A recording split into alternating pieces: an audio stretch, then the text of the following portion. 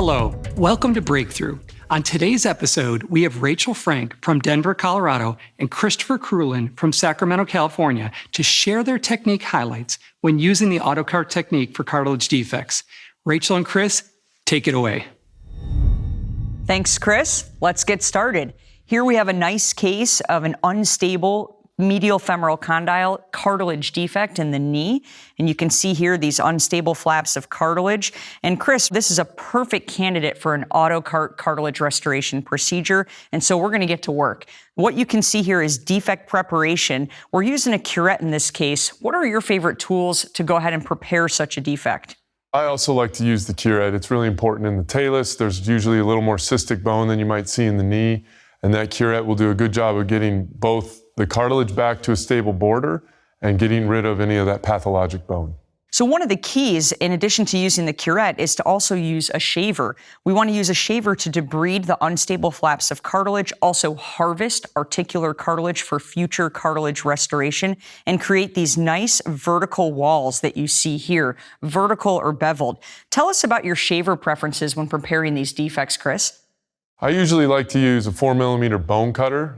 Some other people like to use the 4mm torpedo. They're really good shavers because they harvest larger portions of cartilage, autologous cartilage, which is important because you can have better viability of the chondrocytes. And that's seen in this fluorescent images here of both types of shavers. All that green are all the live cells that you get in the graft net after using one of those shavers. And that's really the key with the AutoCart procedure is we're getting articular cartilage that's viable, it's living, it's the good stuff, it's the stuff that we want from the patient's own body. We're going to be able to prep it and then implant it right then, right there at time equals 0. It's a single stage, often arthroscopic, cost-effective operation that can be done in the knee, as you see here, but also throughout the body. These same techniques apply regardless of where you're doing the procedure.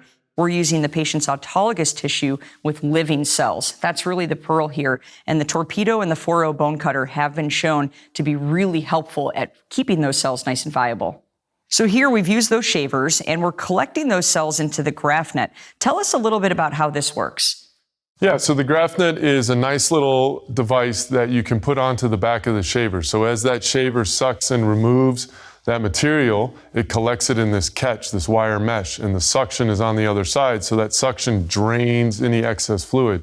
And what you're left with is a really nice, dry product of autologous tissue that you can then use with your scaffold to place back into the defect. When we look at our defect prep, in addition to creating those nice vertical walls, we also want to do marrow stimulation. And here you can see we're using the power pick to perform those marrow stimulation holes. We don't want to use a traditional awl, which was historically used for microfracture. And the reason is because we can have injury to the subchondral plate. So in our experience with the knee and throughout other areas of the body, we like to use the power pick or a drill. Chris, is this the same in the ankle? Correct. The power pick, if you need to do some microfracture, is the microfracture tool of choice. And you can see in these pictures here that the old chondral picks created more of a fracture and it was not a clean hole for marrow stimulation, and that would cause a lot more damage.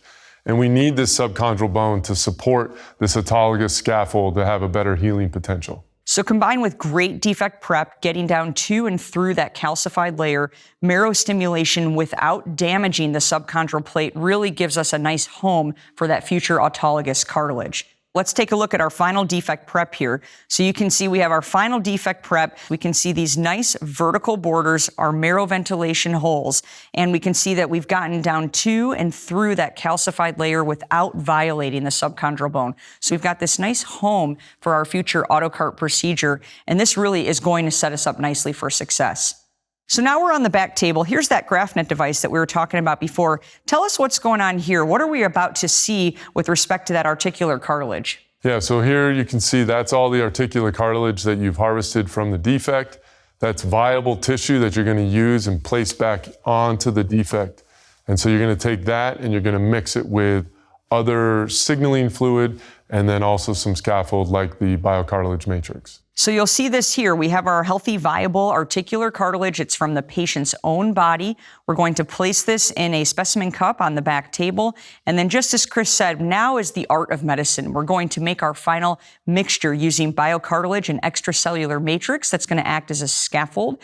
And then we can also hydrate this mixture with autologous biologic fluid, in this case, ACP. And we really want to make a nice little putty. We're trying to fill a pothole. We don't want cement. We don't want it too thick or too difficult to get into the defect, and we don't want it liquidy. We want it somewhere in between. How do you know when you have the right amount of hydration versus the right amount of matrix versus the right amount of cartilage? Well, what I like to do is after I do my mix, I like to place a little bit between my thumb and index finger and rub it in my gloves. And I don't want to have too much friction, and I don't want to have too little friction. It's kind of a little bit of a slide with a little catch on the glove. And then I know that it's still a little bit dry. So when I place it into the joint, it's not going to fall all over the place. It's going to hold some structure in that defect as I place it in there. So key take-home points, not too thin, not too thick. You really want it just right. You're filling this pothole. You're doing this arthroscopically in most cases. And so you want to have a mixture that is a little bit thick so that you can get it into that defect, but not too thick so that it can't be pushed through the delivery system. And speaking of the delivery system, so this is a really nice piece of instrumentation for us to be able to manage the AutoCart arthroscopically. So here we're using the syringe and we're going to pre-prime the delivery system and get that AutoCart mixture all the way to the tip of the paddle. So once we get this in the joint, we're ready to go. Back to the joint, our final step for defect preparation is to use the suction swab to really dry out the defect as you see here. We've also got the fluid off, so we've got a very dry setup here, and that's going to set us up for success. Now tell us, Chris, what is the strategy here for defect fill? So the strategy with any defect is you don't want to fill it to be parallel and all the way full with the most superficial portion of the surrounding cartilage. You want to have it about 80% full.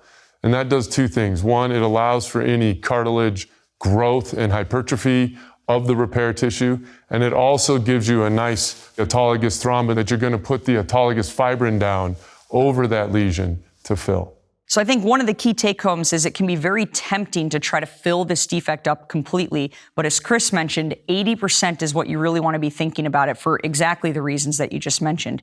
And then speaking of sealing this defect up, so we've got one final step at the end of the AutoCart procedure to take us to the finish line. And basically we can use our autologous biologic fluid, and using the thrombinator system, we can make autologous fibrin. And that's not just fibrin. That's got platelets, it's got growth factors, it's autologous, it's from the patient's own body. And so we really have this complete picture of not just the cartilage, but now the sealant acting as a biologic scaffold for future cartilage growth into that defect. So here we're going to use the thrombinator and go ahead and seal that defect up. And that 80% fill that Chris mentioned is paramount to success here. Chris, any final pearls as you're putting in the thrombinator autologous fibrin here? Yeah, so what you need to make sure is that when you place it into the joint and you're going to seal the lesion, you don't want to just rapidly squirt it in. You want to slowly drip it in. Those signals will then permeate through your autologous scaffold and then also at the same time seal it. So you're getting that sealing and you're getting the signals throughout to promote growth. So you want to make sure that you don't have too much in here so that the tissue, the cartilage, the fibrin, the autologous fibrin doesn't rub across the opposing articular surface, nor the synovial tissue, nor the fat pad. Now, this is our final product. I'd be very happy with this if this was my patient in the knee. I think this also is applicable to any other articular surface, including the talus, the rest of the ankle joint, the glenoid, for example, in the shoulder, and within the hip joint. Chris, would you agree? I would agree. All right. Well, this is the completed AutoCart procedure. Thank you very much. Chris and Rachel, that was an excellent demonstration with insightful surgical pearls. Now, Chris, before we wrap up, what are some considerations you have when using the AutoCart technique in the foot and ankle? It's a good question, Chris. I think it's important to remember that with the AutoCart technique, the principles are always the same. You need to have cells, you need to have a scaffold, and you need to have a signal. And with that, you're going to create a good autologous single-stage repair system for whatever joint. There's good literature in the knee, but you need to remember that there's other good literature supporting the use in the ankle joint as well as other joints. Thank you, Chris, and thank you both for joining us today. Now, to learn more about the AutoCart technique for the treatment of symptomatic cartilage defects, be sure to visit jointpreservation.arthrex.com and tune into our other breakthrough episodes, including innovative solutions, making the case, and lessons learned. Thank you for joining us.